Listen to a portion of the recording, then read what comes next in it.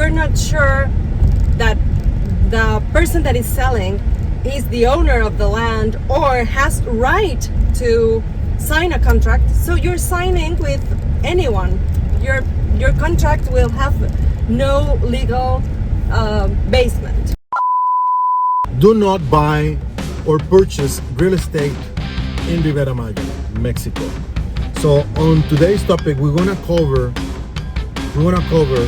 the things that you must do if you're thinking about buying real estate. I'm gonna give you the reasons. If you don't do those three things, don't even think about it.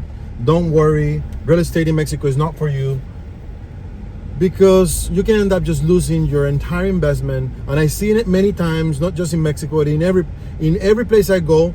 There is a lot of people in the real estate industry, either developers or real estate agents, that do not disclose everything that needs to be disclosed.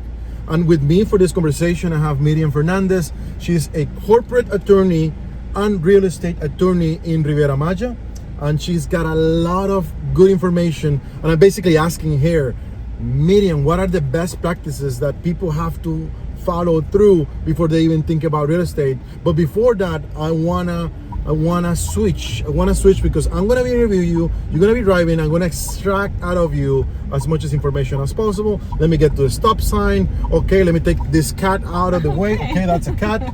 Watch out. Okay, we made it. So it's time. 1, 2, 3. We're going quick.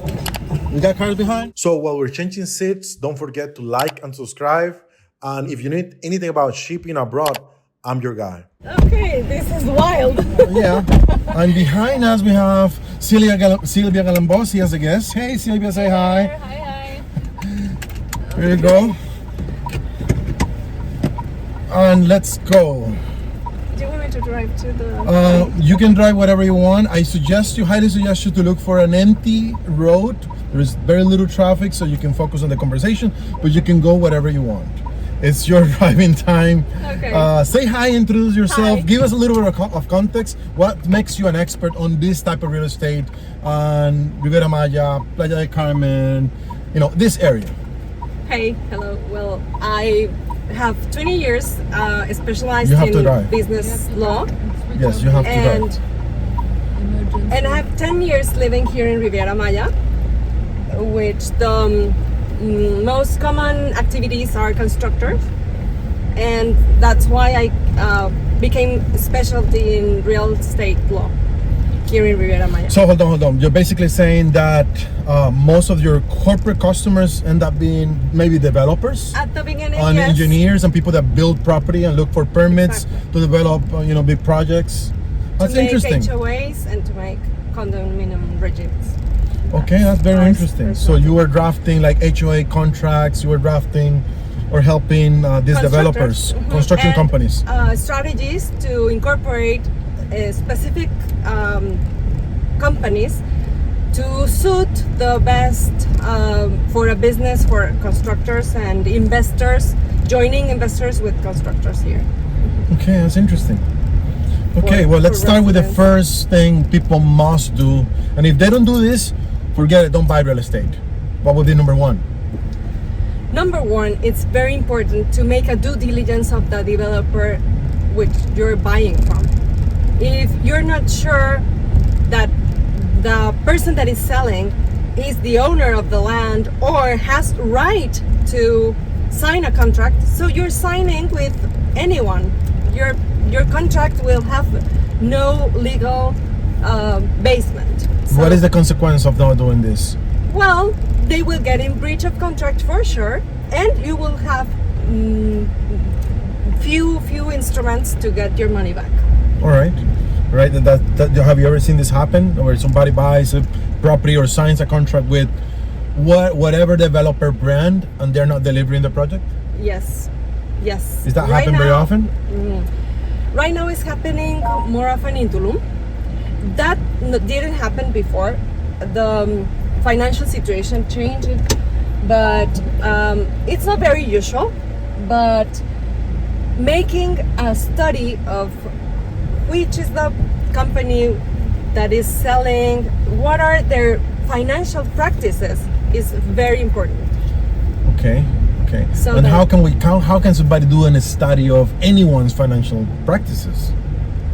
Well, Is that usually information we that is as lawyers- available, or do you do an audit on the company? Well, or the thing is that because it's a small place, we don't.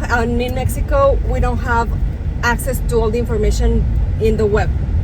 But in our legal bureau, we have the contacts with government and with our different institutions to make research on the tax. okay. The taxes, and also on the public registry and all different institutions to know if they have the rights and the that's very smart. license.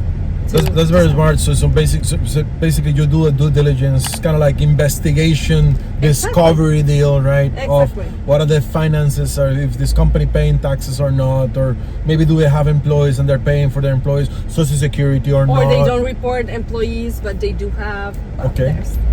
And that kind of give you a scenario, kind of like a idea or a picture of is this company has best practices or not. Exactly. So Interesting. you decide if your risk, it's like a casino, if you're putting your investment in a risk or. Okay, what would be the next advice? Number one is due diligence, due diligence, due diligence. Whoever is selling you have to be the owner or has to have the rights to sell on the owner's behalf and doing a due diligence. What would be the next? The next is Best the practice. promissory contract that you receive, the agreement. You have to make sure that it has balanced the rights for you, to in case that it's you're doing the payments, and you will have the right to terminate the contract or to ask to request for the compensations or penalties.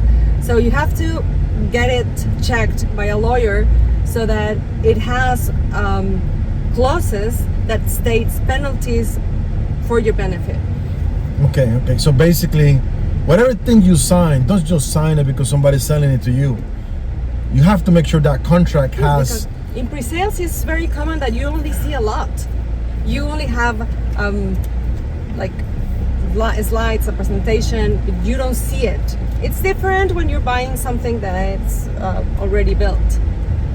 But So having a contract that is detailed and solid enough. Am I buying on this particular lot, on this particular location, with this particular services?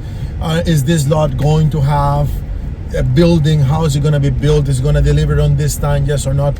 A lot of these contracts, I have the, I guess, idea. I'm assuming a lot of this contract might be vague, little like not really detailed or specific, and we could leave a lot of things random or not very detailed, explain it on the contract, and then people is like, okay, but there is a lot of gray area on that contract. or it's not balanced, and it's all the rights for the developer and the constructor, and very few rights for the buyer. Okay, so you make sure you take that contract to Miriam, and she can help you see if that contract may be good or not. Have you seen any of the developers change the contract?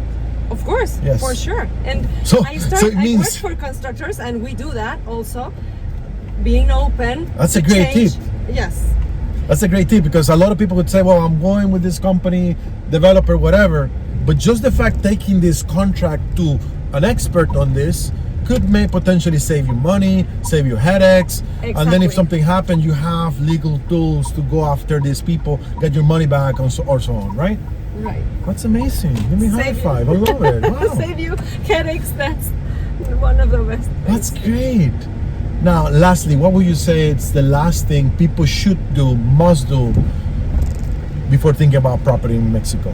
Well, if you had the first and second step done, your lawyer will be managing the timing, the time that are stated on the contract. So if they're supposed to send you a notice of the advance of the construction at certain month, we will make sure that we receive that notice. And if not, then we will check that the advance on the construction it's flowing.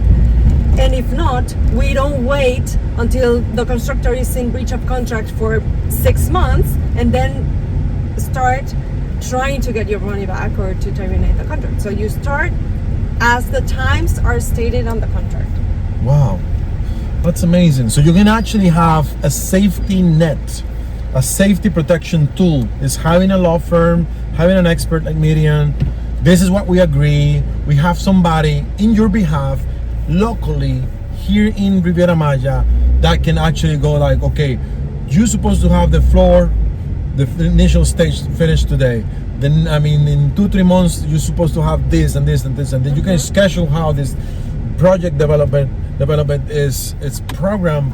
And if something is out of line, then your attorney could go like, what's happening? Even Let me if they know. don't answer a phone call or they don't answer an email, we can step in their offices and even check that they're still there. And we meet with the representatives, with the attorneys from the constructor, and we talk to who we need to talk. That's amazing advice. That is amazing advice. This is blow my mind. I didn't know this thing was possible to do. Thank you so much. Thank you. I appreciate it. If you like this type of content, go ahead and share this with somebody who may be thinking about owning property abroad. Give us your comment. I'd love to hear if you have experience living abroad, if you if you purchase property abroad. I'd like to see you. I'd like to get to meet you. Yeah, see you and until the next one. Thanks.